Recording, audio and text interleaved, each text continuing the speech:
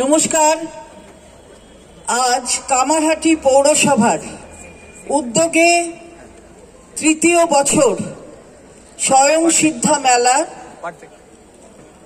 আমি কামারহাটি পৌরসভার প্রত্যেককে ধন্যবাদ এবং কৃতজ্ঞতা জানাই যে এত সুন্দর একটা মেলার আয়োজন।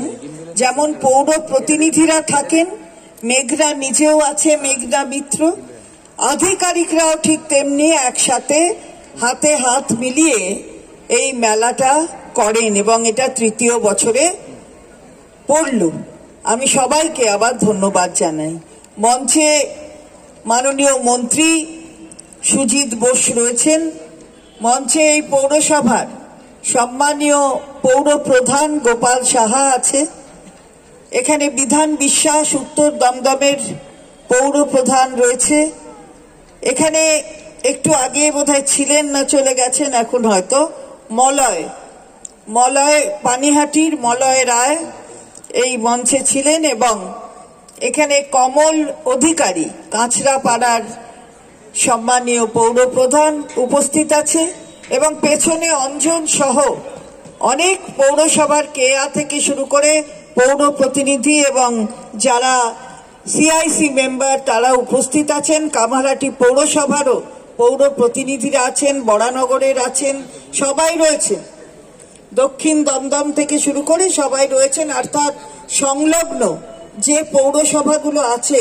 সেই সংলগ্ন পৌরসভা সবাই এখানে উপস্থিত আছেন।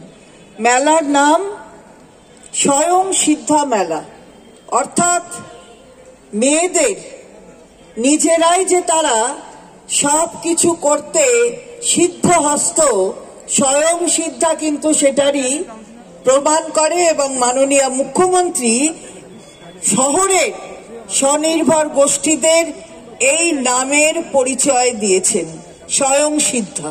গ্রামে যেমন তাদের পরিচিতি হচ্ছে আনন্দধারা, ঠিক তেমনি শহরে হচ্ছে তাদের পরিচিতি স্বয়ং সিদ্ধা। এবং আপনি সবকিছু করতে পারেন, মেয়েরা সবকিছু করতে পারে, মেয়েরা ছাড়া সৃষ্টি হয় না।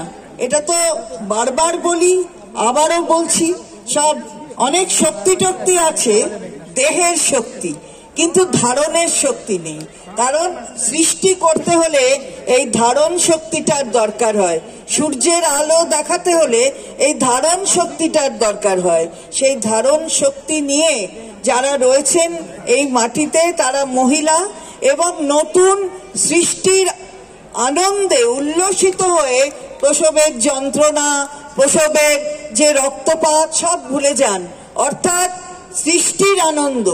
আর এই স্বয়ং সিদ্ধারাও সৃষ্টি করেন, নতুন নতুন জিনিস তৈরি করেন। এই যে আমরা উল্লসিত হচ্ছি, গলায় একটা উত্তরীয় এত সুন্দর করে তারা তৈরি করেছেন, সেলাই করেছেন।